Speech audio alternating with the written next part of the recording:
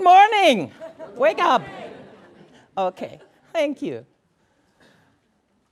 I will use a little bit more time, please. But I would like to thank the whole team. Mike, thank you very much for bringing me on board. This was a super project. Thank you very much, Marianne.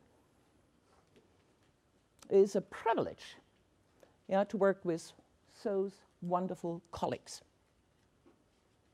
So, I was coordinating Work Package 3 on technology, and I have the pleasure to take you a little bit into the future. The title is Genome Interactions Have Shaped Us, and this was the basis of the Food for Me project by including also genetic information.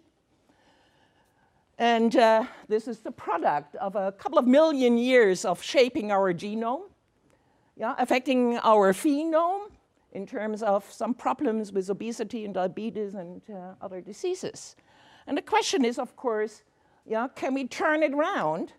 The answer, well, we cannot shape our genome overnight to adjust it to the environment, but of course we can change our food to make it more suitable to our genome. What is new in the human evolution and the human race is the question of how this all links to health. Who cared about food and health in the past? If you didn't have enough food, that was a worry. So this is conceptually something new in the human history, to ask for healthy food. But that's framing the future of nutrition science, of course. So I will address these issues in terms of the input to conceptual talking about personalized nutrition, both on genotype, food intake, and phenotype, providing information that goes into a data center or maybe into the hand of a service provider, and the output trait, which could be something that takes you in a supermarket and helps you make the right decision at the right time, at the right spot, down to new food systems in terms of delivery services and personalized menus.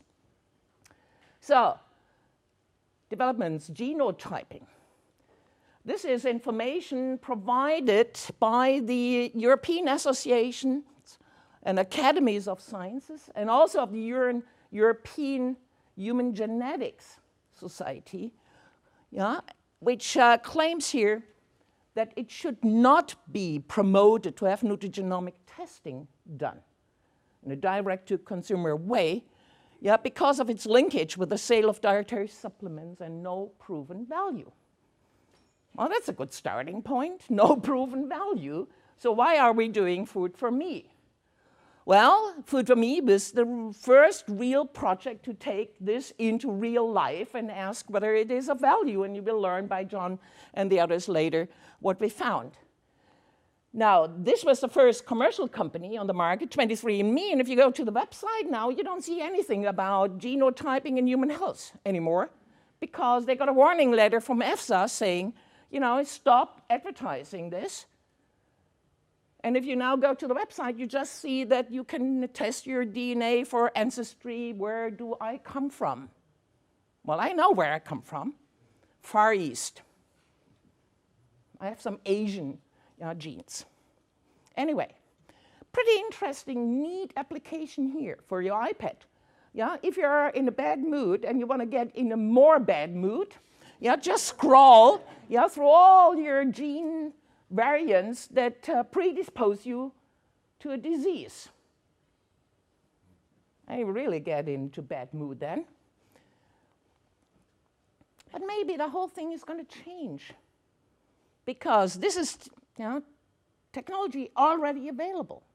And you may be able to do the genotyping on your kitchen table with this little device here, which is based on nanopore technologies, hooked up to your computer, and you do genotyping in your living room.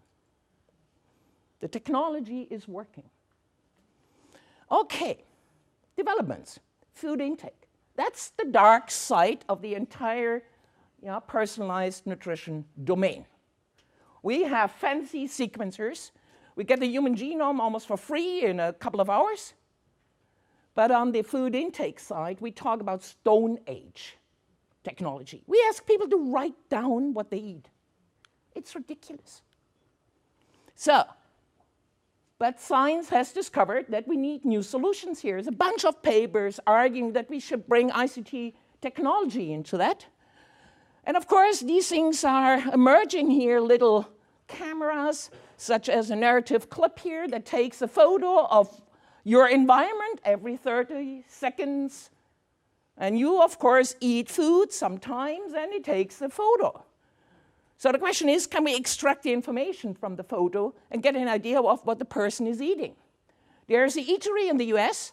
I'm stunned by what people do in terms of taking photos of what they eat and post them. Now, yeah, the interesting part here is the crowd then takes it and puts it on a balance in terms of, is this healthy or is it unhealthy? 8.5 million photos have been assessed. And the question is the crowd smarter than the nutrition experts? I guess so. Anyway, very interesting exercise. And you can watch online, along the world and as it turns around when people eat. But of course, we don't know what and how much they eat. Yeah, but there is also a crowd activity out there that quantifies or tries to quantify from a photo of a menu what's on there in terms of the calories and the macronutrients.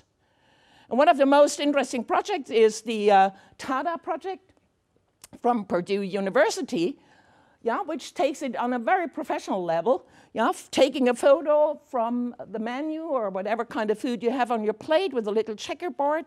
You take the photo and the computer extracts now the information. And it can identify easily that there are French fries on the plate. It can calculate roughly the volume of the French fries and takes it into a database and calculates nutrients on the plate. It can calculate the volume of either Coke or milk or whatever. It cannot tell you whether it's a green one, the 0 or whatever in terms of the calories, but it knows the volume at least.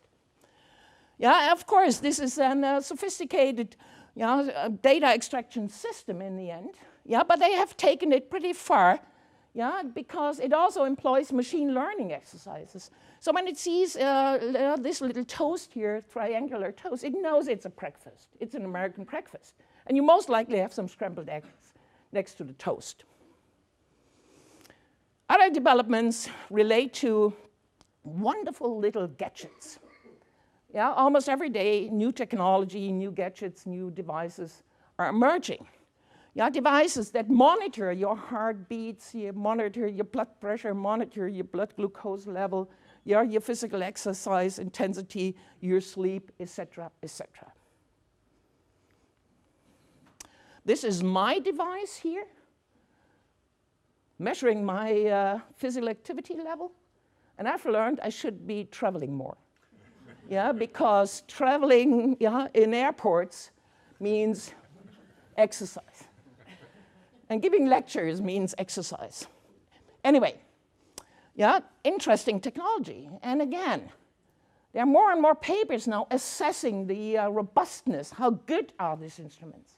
And these are just some of the papers that came out last year on physical activity monitors. And they are damned good. Okay, this is a wonderful new device for measuring every minute your blood glucose level. Now it measures the interstitial glucose level. And we tested this in human volunteers, healthy and pre-diabetics, by having blood collected from the arm vein and simultaneously measure up here. So this is the sensor, and this is a normal blood glucose measurement. Amazing. Spectacular. Every minute, 24 hours, 2 weeks. And you have a Bluetooth device, so data are stored on your PC or your iPad. This is what Google proposed to have the lens. And this is a very recent paper from the University of California. They have a Center for Wearable Sensors, a little tattoo that can measure, again, transcuting through the skin here, the glucose level. Now, Google has asked app developers yeah, to go into business here in terms of having new devices to monitor phenotype things and saying, becoming a cyborg, wearable tech disrupts healthcare. That's interesting. So this is a weird development. Now, this is you. Every morning you look into your mirror, right? Looking for wrinkles. Of course, you want to look nice. The question is, yeah, do you look also for your phenotype in terms of not wrinkles, but insight? And there are some people that do that. The quantified self, yeah, crowd out there does amazing stuff. So these are those real cyborgs. They measure everything, they record everything, they meet and greet, and they have a huge conference, yeah, upcoming in San Francisco. Bizarre people, but interesting. From a science perspective, yeah, it means we can do citizen science. We can bring hundreds of thousands of people into human studies. And they measure themselves, very similar to Food for Me. This is a spin-off of Food for Me, if you like. I have nothing to do with that. It's a German company now that offers vitamin D testing based on dry blood spots. Very similar to what we did in Food for Me. And there's another German company offering metabolomics on dry blood spots, yeah, saying it is for optimizing your health. So we have a new kind of service direct to consumer phenotyping with these minimal invasive technologies. So, yeah, I don't know whether the Google Glass ever will come, yeah, but it would offer great things. You drive in your car without taking your hands off, you order, yeah, from the next fast food restaurant the menu. But it also could tell you that your calorie balance, yeah, gives you some room, but not too much. What is really amazing is if you do your shopping with Google Glass. Because in your living room, you just look what is in your freezer, what is on food sitting in the shelf. It automatically records your shopping list. It also records automatically your exercise. And then you go into the store, and it guides you through the store to the individual food items. And it also gives you options of the better, let's say, the more healthy. Amazing. The question is, will it be around? Yes or no? We don't know yet. So finally, if we talk about personalized food, there are new offers. You can have a 2-star chef preparing your personalized menu with a delivery service. That's a German version, the Kochhaus, offering a service like that. So we talk about top cuisine in a personalized manner. And Sylvia will be talking about the part within Food for Me that relates to that. Okay? So, yeah, new food delivery services will be important for personalized food. And the final section is a bit on new food production technologies. 3D printing. When I learned that there are printers printing food, I thought, this is crazy, this is bizarre. Yeah, this is a little bit of big boys playing with small trains. I'm impressed, frankly, what you can do. This is printed food. Actually, printed food for elderly with impaired capabilities of chewing and swallowing. And what you usually see here doesn't look very attractive. So this is an attractive version of printed food. This is printed food as well. Yeah, and maybe it's working, I hope. This is a 3D printer in operation that prints peas. Now you can ask, why would you print peas? Yeah, you can just cook them. Yeah. But of course, you can also increase the protein content, for example. you can add some PUFAs, you can add some vitamins, you can add some trace elements. There's the students of us, yeah, producing this customized piece. Yeah, piece printed for Professor Mike Gibney. This is how the sugar, yeah, looks then, and how the chocolate looks then. Yeah, the first 3D printer in the Netherlands in the supermarket, where you can customize your birthday cake. Last week, okay? This is how the printer will look like, and possibly in each kitchen you will find such a fancy machine, capable of individualizing to the highest level. Okay, this was the input-output relationship in the framework of personalized nutrition and all the technologies that are there or that are emerging. And of course, you can frame that. And the first company, health insurance company in Germany, Generali, is taking some of these measurement devices into their programs. And if people provide those measurements, they pay less at the end of the month.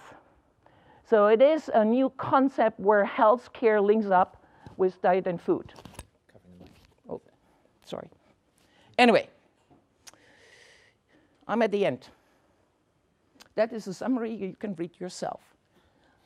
I'm so pleased to be around with all these wonderful things. And it was great to have some of these things incorporated into food for me. Thank you very much.